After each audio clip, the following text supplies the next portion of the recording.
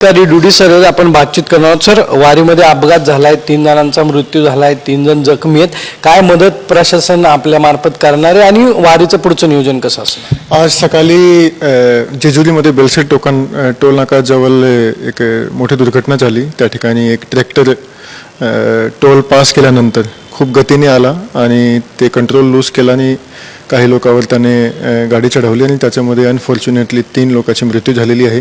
1 ते 7 दिंडी जी आहे त्यापैकी हे लोक होते आणि 3 लोक जे आहे ते जास्त जखमी आहे. त्यांना आम्ही हॉस्पिटलमध्ये सकाळी ॲडमिट केला होता आणि त्यापैकी 2 लोकांना तिथलं खाजगी हॉस्पिटलमध्ये सुद्धा ट्रान्सफर केलेलं आहे आणि त्याचा उपचार सध्या चालू आहेत.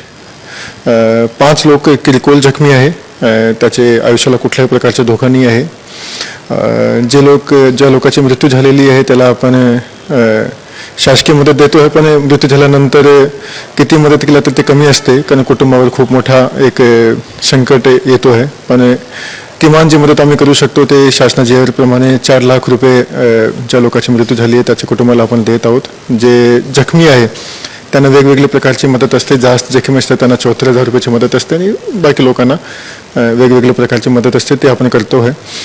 याच्यामध्ये मुख्यतः जे प्रथमदृष्ट्या दिसते त्याच्यामध्ये असं आहे की जे ट्रॅक्टर चालक होता तो कंट्रोल लूज केला, स्पीडने जात होता आणि म्हणून हा अपघात झालेला आहे.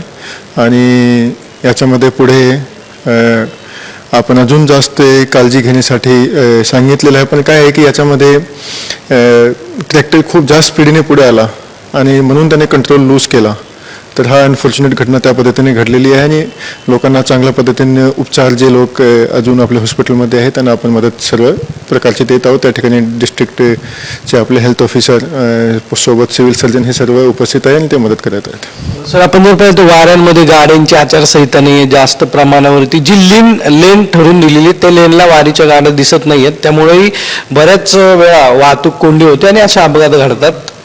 नाही, असं नाही आहे. हे बघा, आपण हा यात्रा मागचे किती वर्षापासून करत आलेलो आहोत. मागचे 4 वर्षापासून मी यात्रा पाहत आहोत. मी 2 वर्ष सातारामध्ये होतो, सध्या पुण्यामध्ये पण आहेत. आणि हा वारीचं एक वैशिष्ट्य आहे की याच्यामध्ये इनफॅक्ट लोक शिस्त पाळतात. म्हणजे चालक जे आहे, जे पैदल चालणारे लोक आहेत तेही शिस्त पाळतात आणि वाहन चालक जे आहे ते शिस्त पाळतात. एवढी मोठ्या संख्येमध्ये गाडी येतात, एवढी मोठ्या संख्येमध्ये लोक पण येतात आणि मागच्या 4 वर्षामध्ये कुठल्याही प्रकारची काही घटना घडलेली नाही आहे. म्हणजे लाखो संख्येमध्ये गाड्या असतानाही. आणि याच्यामध्ये प्रशासनाचा कुठला प्रकारचा यश आहे तसं आम्ही सांगत नाही, कारण प्रशासन त्याचं काम नेहमी करत असतो.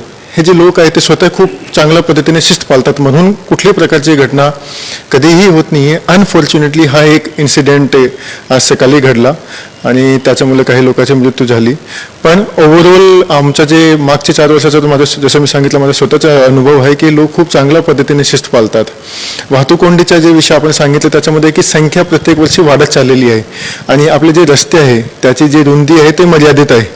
तर लोकांची संख्यामध्ये वाढ असल्यामुळे, गाड्याची वाढ असल्यामुळे वाहतूक कोंडी होणे हे साहजिक आहे. आपला काम एवढं आहे की ते वाहतूक कोंडी किमान झाली पाहिजे आणि लवकरात लवकर जे आहे ते निघाले पाहिजे. त्या पद्धतीने पोलीस जे आहे ते दिवसरात्र काम करत असते आणि म्हणून आपण पाहतो आहे की जवळपास प्रत्येक ठिकाणी जे वेळ ठरवली असते त्या वेळेवर थोडाफार अर्धा तास 1 तास इकडे तिकडे झाला, त्याच्याशिवाय प्रत्येक ठिकाणी जी आपली यात्रा आहे ते वेळेवर पोहोचते आहेत. नियोजन केलं जाईल. Yes, definitely. नक्की आपण जर पाहिलं तर पुढील काळामध्ये या संदर्भातले नियोजन जे आहे ते केलं जाईल अशी माहिती जिल्हाधिकारी यांनी दिली आहे.